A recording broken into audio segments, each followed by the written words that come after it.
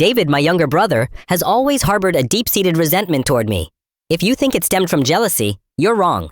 He was the favored child, not me. There was no reason for him to feel envious. To give you some context, our mother always indulged David. He was the golden child of the family. She cooked his meals, did his laundry, and even asked me to help him with his homework. I was expected to help him simply because we were family, but I never received the same consideration. I accepted this because I was quite independent. Perhaps it was partly my fault for always meeting his needs without expecting anything in return. He never helped me when I needed it, and only approached me when he wanted something. While I was a quiet, introverted kid who enjoyed studying and keeping to myself, he was loud and rough, just like our dad. I also tend to be straightforward and honest, never sugarcoating things. So I'll just get right to the point. I'm Alex, the older brother, and I've always felt like the outsider in my own family. It's like I'm just a shadow, always lingering in the background, never really seen. You know how they say, my parents love my sibling more than me? Well, that's me. But it's more than just love. It's like I don't even exist in my family sometimes. I'm just invisible. You know what they say? You don't know there's lice in the blanket until you live in it. People look at my family and think everything is fine. But unless you're the one living it, you have no idea what it's really like. The way people look at us, they probably think we're one big happy family, with perfect kids, good wobs, and a house full of love. But that's just the surface. The truth? It's like I'm suffocating in a family that barely even notices I'm there. My mom? She's 45, a school teacher, and she's amazing at her job. She spends countless hours helping her students, making sure they're okay, celebrating their achievements, and guiding them through their struggles. She's the kind of teacher who will stay late to tutor kids, who remembers their birthdays, who celebrates their victories like they're her own. She's an incredible teacher, but when it comes to me, I'm invisible. I can't even get a "how was your day" without feeling like I have to beg for it. It's like I'm not even on her radar. I get good grades, I do my homework, I don't cause problems, and yet, nothing. No recognition, no praise, no, "I'm proud of you, Alex." My whole life, I've just been background noise, like a hum in the distance that no one pays attention to. There were times when I tried to get her attention, to make her see me, but it felt like I was screaming in a room full of noise and no one was listening. And then there's David, my younger brother, 12 years old, the golden child. I've never seen someone get more praise for doing less. He could get a B on a test, and Mom would treat it like it's an A+. I don't even know how he does it. He doesn't try half as hard as I do, and yet he's the one everyone talks about. He's the one that gets the smiles, the hugs, the extra attention. He's the one who doesn't have to fight for every bit of approval, while I'm stuck in the background, just trying to be seen. If David breaks something, it's no big deal. Mom just says, "It's okay, we'll fix it." If I make a mistake, I get a lecture. I get told how I should have known better. I get reminded of how I failed, how I'm not enough. It's like I'm a constant disappointment, and I don't even know why. I didn't ask to be ignored. I didn't ask to feel like I wasn't worthy of love and attention. But that's how it feels, like I'm constantly failing without even knowing what the rules are. Dad is no better. He's 50, works in finance, and he's always buried in his work. I can count on one hand how many times I've had a real conversation with him about anything other than school or chores.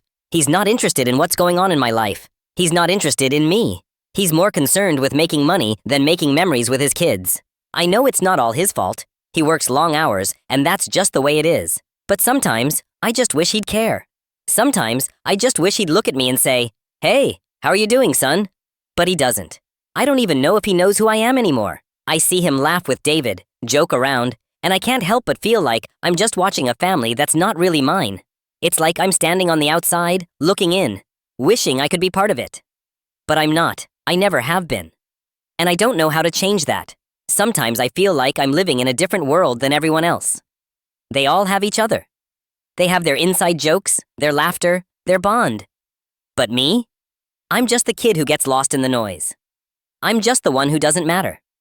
I'm the one who has to work harder than anyone else just to get a little bit of attention. When I was younger, I used to think that maybe if I tried harder, if I was better, maybe my family would notice me. But the older I get, the more I realize that it's not about being better. It's not about trying harder. It's about being visible, and I'm just not. It's like no matter how many times I prove myself, no matter how many times I succeed, it's never enough. It's like I'm a ghost that no one can see, no matter how loud I scream for help. And then there's my silence. It's not that I'm shy. I just can't talk.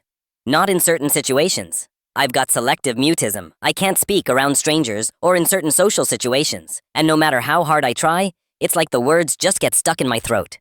In school, I've had no friends since 6th grade. In elementary school, I couldn't bring myself to approach anyone. I felt so alone, like I was watching everyone else make connections, while I just stood there, stuck in my own head, unable to say anything. By the time I got to high school, I had accepted it. I didn't even try to make friends anymore. I just stayed invisible, sitting at the back of the class, hoping no one would notice me. But even though I've always been invisible, I've always tried to be perfect in one thing: school. It's the only place where I can get some sort of recognition. I get A's, I do my work, I follow the rules. But it never feels like enough. No matter how much I achieve, I'm still just the quiet kid, the one no one really sees. I try to prove myself, to show that I matter. But it always feels like I'm falling short. I'm a perfectionist, but I procrastinate. I'm terrified of failing, of not being good enough. But I also hate how much pressure I put on myself. It's like I'm trapped in this cycle, where no matter how hard I try, it's never enough. I could do better if I didn't procrastinate so much. But even when I finish my work, it's like I'm still waiting for that approval that never comes. One time, I received 2 awards at the end of the year from 2 different teachers. I couldn't believe it. For the first time, someone saw me. Someone acknowledged that I wasn't just a quiet face in the crowd. For a moment, I felt like maybe, just maybe, I wasn't invisible. But when I went home, nothing. No celebration, no praise. Just David getting his usual attention. And me, just being there. Like I always am. I guess that's what hurts the most. I pour everything I have into my work, into being the best I can be. But it never feels like enough. No matter how many awards I get, no matter how good my grades are, I still feel like I'm just the invisible one. I keep asking myself, is it too much to ask to just be seen? Is it too much to ask for someone to notice me, even for a moment? But no matter how many times I scream, no one ever listens. I'm always left standing on the sidelines, wishing someone would just look at me and say, "You're doing okay, I see you." It's not like anything huge, but the stuff he does to me feels like an endless prank. I'm always the butt of the joke, and honestly, he seems to enjoy watching me suffer. I've never felt like I mattered in this family. David, my younger brother, is the one always seen as the golden child. The one who never does anything wrong and always gets love and attention. Meanwhile, I'm just the invisible one, the one who never gets noticed. No one ever really cares about me, except to occasionally check if I'm doing something right. But instead of caring for me as an older brother, David does the opposite. He starts with harmless pranks, sly remarks here and there. But over time, it goes beyond just fun. He doesn't just annoy me, he actually hurts me. The feeling of being pushed aside, being looked down upon in my own family, has always stuck with me. But David always finds a way to turn everything into a new pain. I'm not the type to give up easily, but every time David hurts me, I feel like a child with no voice in my own family. And then, one day, David went too far. One of the first times I realized how malicious David could be was when the 2 of us went swimming together. Mom told me to take David with me because he was still young, and as the older brother, I had to set an example. I thought it would be a fun day, but no. David turned it into a nightmare that I would never forget. We went to the pool after school. Everything seemed perfectly normal. I had prepared everything for both of us, thinking at least today would be a day to relax and unwind from school. But David had an unbelievable prank in mind. I changed clothes and placed them in a corner near the pool, but when I came back, my clothes were nowhere to be found. I thought maybe I had just forgotten where I left them. But after searching everywhere and finding nothing, I realized something was wrong. Then I saw David, standing near a public trash bin, smiling with pleasure. I walked up to him and asked, "David, where's my stuff?" He just shrugged, then said a line I'll never forget. "Who told you to leave your stuff lying around?" That line hit me like a slap in the face. When I got closer to the trash bin, I saw my clothes thrown around inside, as if they were just trash that David didn't care about. The feeling in that moment was a shock. I stood there, unable to do anything but endure. Not being able to change on time, missing class, and missing my presentation. All of it was because of a cheap prank from David, and when I walked into the classroom, it was already too late. My presentation was marked as a failure because I was late. All the hard work I put into preparing that presentation was wasted. A whole week of effort ruined just because of David, and no one in the family truly saw how serious the issue was. I could have done better, but everything was destroyed because of him, and no one stood up to protect me. David, he has always made my life a living like hell. It's not something huge, but every time he does something to me, it feels like an endless game. I'm the target, and he enjoys making me suffer. I've never felt like I mattered in this family. David, my little brother, always the golden child, the one who never does anything wrong, always getting love and attention. Meanwhile, I'm just the invisible one, the one no one really cares about, except to occasionally check if I'm doing something right. But David, instead of treating me like a brother, does the exact opposite. He starts with harmless pranks, sly comments here and there. But over time, it escalates past what I thought was just fun. He doesn't just annoy me, he actually hurts me. The feeling of being pushed aside, being looked down upon by my own family, has always stuck with me. But David always finds a way to turn everything into a new kind of pain. I'm not the type to give up easily, but every time David hurts me, it makes me feel like I'm a child with no voice in my own family. And then one day, David went too far. One of the first times I realized how malicious David could be was when we went swimming together. Yes, Mom told me to take David with me since he was still young, and I, as the older brother, had to set an example. I thought it would be a fun day. But no, David turned it into a nightmare I would never forget. At that time, we went to the pool after school. Everything seemed normal. I had prepared everything for both of us, thinking at least today would be a day to relax and unwind from school. But David had an unbelievable prank in mind.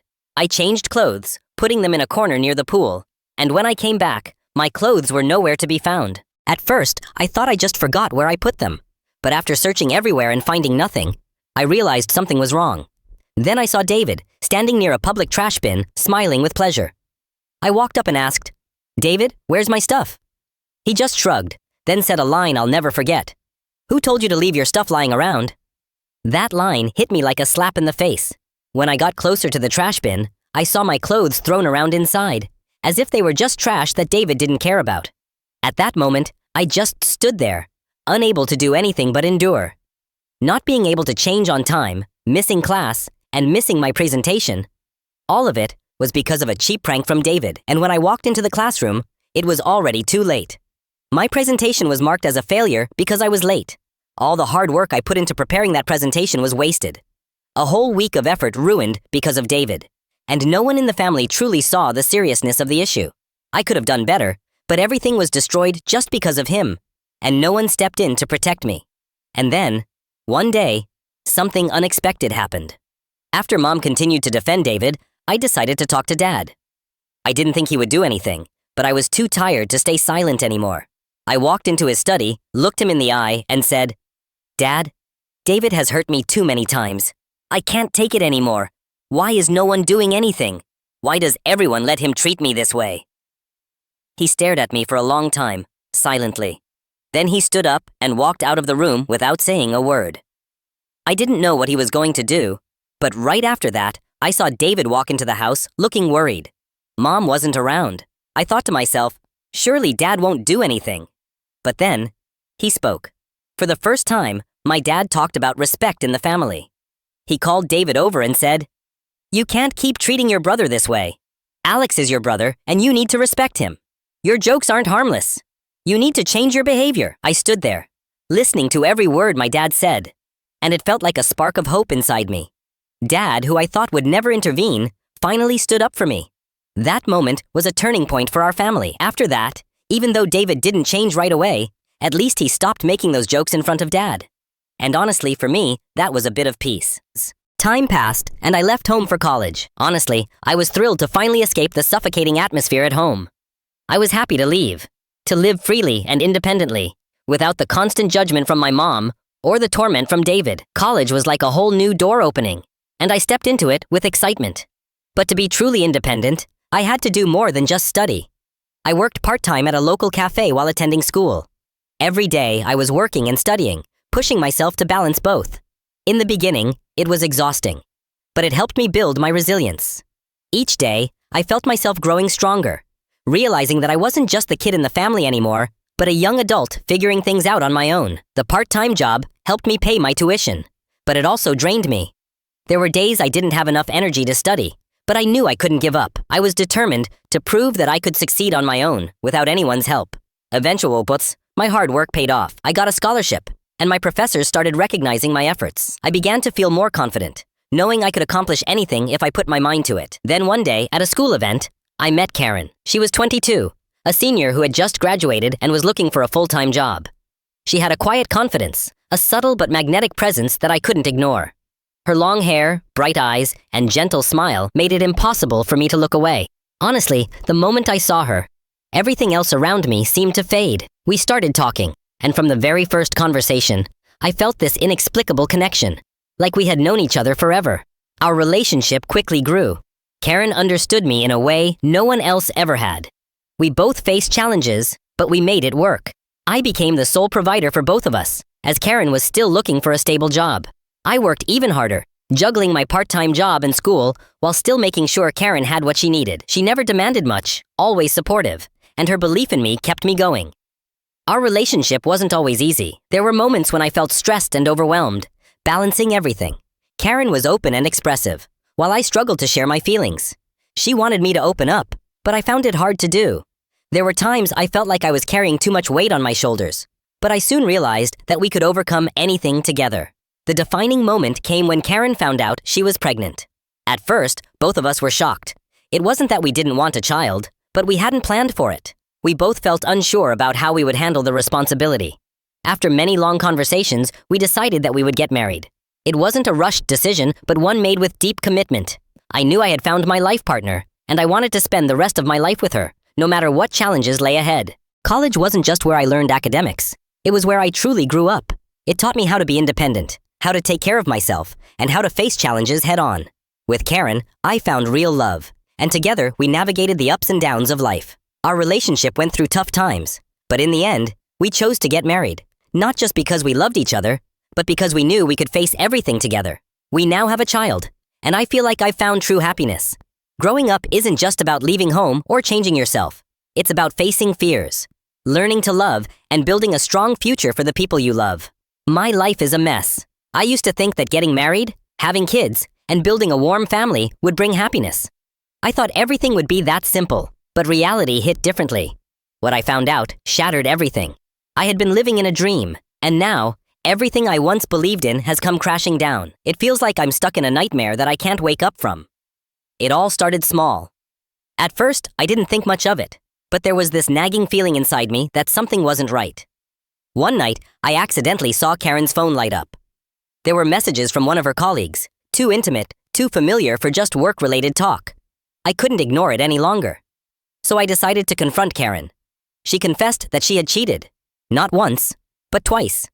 First with a colleague, then with an ex-boyfriend of hers. I couldn't believe my ears. The woman I loved, the one I had built a future with, did this to me? What's surprising is that I forgave her. I don't even know why I did it. Maybe because we have a child together, and I didn't want him to grow up in a broken home. And I still love her the most. I tried to tell myself that I could get over it, that I could just let it go. But deep down, I was so hurt, I couldn't even begin to express it.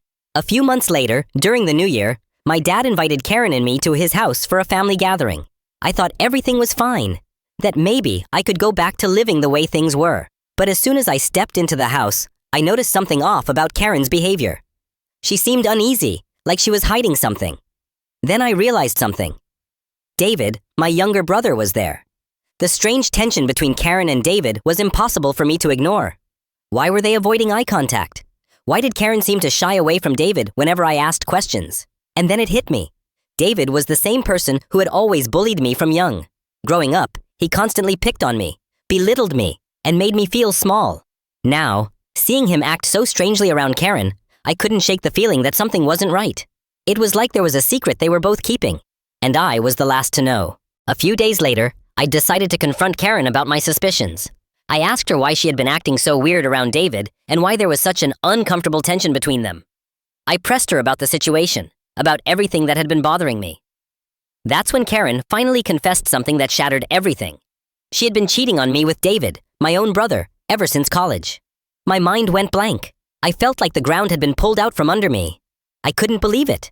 She told me that when I was focused on my studies and working part-time, she felt lonely. Then, Karen went out to a club, met David, and things escalated from there. She had been secretly seeing David for all these years. She wasn't even sure if our child was really mine. I couldn't believe what I was hearing. I couldn't take it anymore. I couldn't understand how Karen could do this to me. I was the husband she once loved, the one who did everything for this family. How could she betray me with my own brother? When I confronted her, Karen just looked at me coldly, saying that I didn't care about her. She said I was too focused on studying and working and didn't pay attention to her feelings. She didn't feel loved, and because of that, she cheated. I didn't know what to say. She admitted everything without a hint of regret. The feeling I had at that moment was like being slapped in the face. Karen didn't show any remorse. She just sat there, not crying, not apologizing, not acknowledging her wrongdoing. She only blamed me, saying I hadn't cared about her, that her loneliness was the reason she cheated. The feeling was truly terrible. Karen didn't take any responsibility, didn't feel guilty at all. She just blamed me. She said the betrayal was my fault for not spending time with the family. Our child wasn't even sure to be mine, but she didn't care at all.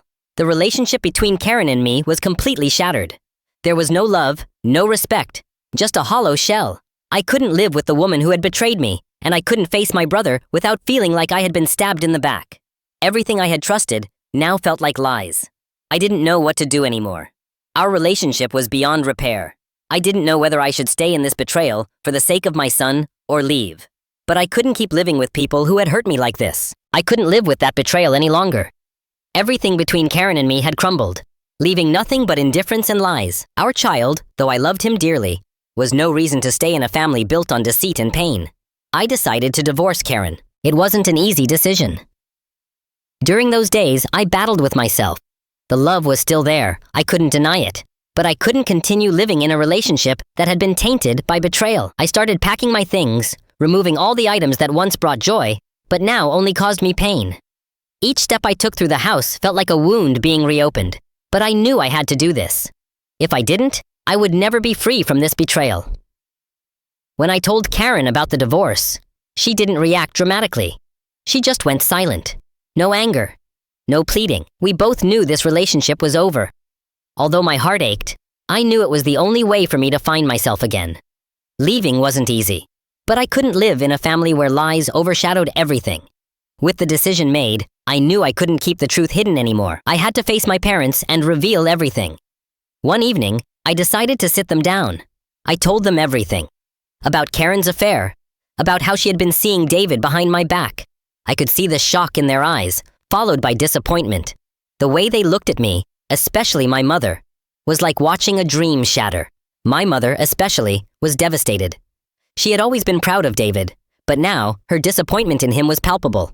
She didn't say anything throughout the conversation, but her silence spoke volumes.